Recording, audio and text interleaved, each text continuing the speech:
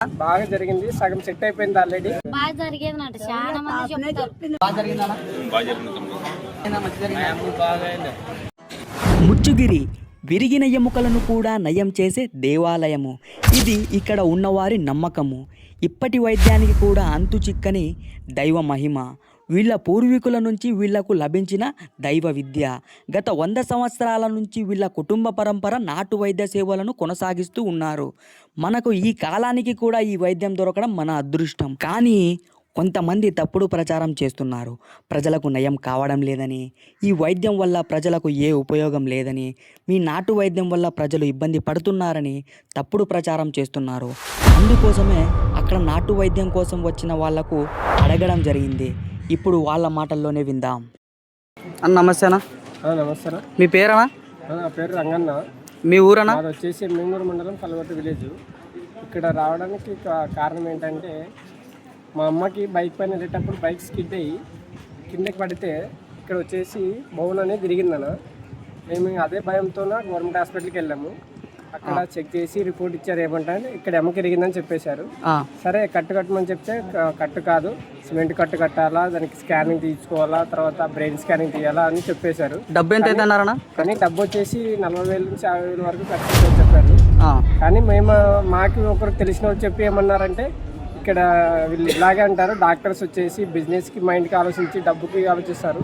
ముచ్చిగిరి కానీ విలేజ్ వెళ్ళండి, అక్కడ బాగా నాటు కట్టు బాగా కడతారు. 3 కట్టలు కానీ 4 కట్టలు కానీ కట్టిస్తే నార్మల్గానే బాగా సెట్ అయిద్దని చెప్పారన్న. ఇంతకుముందు కానీ ఇక్కడ వచ్చాము, ఐడియా ఉంది నాకు బాగా, అందుకని ఇక్కడ రావడం జరిగింది. మీరు కట్టించినారన్నా? కట్టించిన మా అమ్మకి ఇది 3వ కట్టు. బాగా జరిగిందన్నా? బాగా జరిగింది, సగం సెట్ అయిపోయింది ఆల్రెడీ. 3 కట్టలకు సెట్ అయిపోయింది, ఇంకొక 3 కట్టలు ఉంది.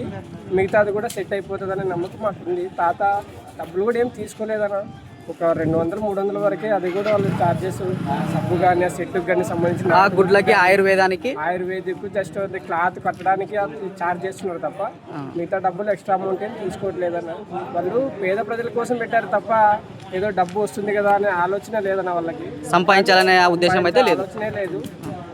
సంపాదించాలనే ఆలోచన వస్తుంటే ఇంతమందికి ఎందుకు నమ్మకంతో ఇక్కడ వస్తారు చెప్పనా? అవును, నిజమైన మాటేనా?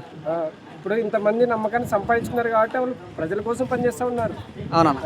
అలాగా బాగా చేస్తున్నారు, నమ్మకం ఉంది కాబట్టి వస్తున్నారు. మీరు కూడా కనుక్కోండి. ఇది వారసులకు కొంతమంది ఒక్కొరు ఒక రకంగా మాట్లాడుతూ ఉంటారు, అది నమ్మద్దండి అన్న, ఇది ఫ్యాక్ట్. నా పేరు అప్పుడు థ్యాంక్స్ అన్న కలవ. ఓకే, థ్యాంక్స్ అన్న. అన్న ఎన్నో కట్ట? మొదటి కట్ట. ఇంతకుముందు ఎవరన్నా తెలుసు చెప్తున్నాను కదా మీరు వచ్చింది, వాళ్ళకి బాగా జరిగిందన్నా? వాళ్ళకి ఏమైనా ఏమైనా చెయ్యి బాగైందన్నా? వాళ్ళకి బాగా జరిగింది కాబట్టి వాళ్ళకి బాగా అయిందా? మంచి జరిగింది. అదే ఆసుపత్రికి పోతే ఎంత ఖర్చు అవుతుందా? 5 లక్షలు 5 లక్షలు అయిపోగొట్టుకున్నారు. 2 సంవత్సరాలు. నమస్కారం అయ్యా. నమస్కారం అప్ప. ఇది ఎన్ని సంవత్సరాల నుంచి ఉందయ్యా? ఇది మా గురువు నేర్పిన విద్య. ఇది 100 సంవత్సరాలు అవుతుంది.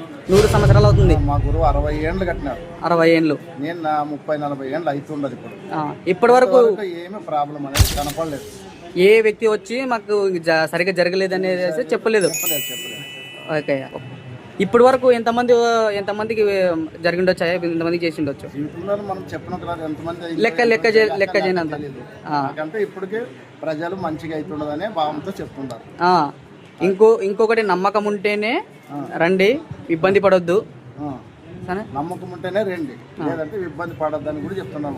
మీకు పలానా బాగా అయితే రండి, లేకపోతే రావద్దండి. లేకపోతే పెద్ద గాయాలైతే డాక్టర్ కాడికి పోండి, అయితే అట్లాంటివి వస్తే రండి. ప్రజాసేవలో ఎప్పటికీ మీ ప్రజాసేవలనే ఉంటాయి ఎప్పటికీ.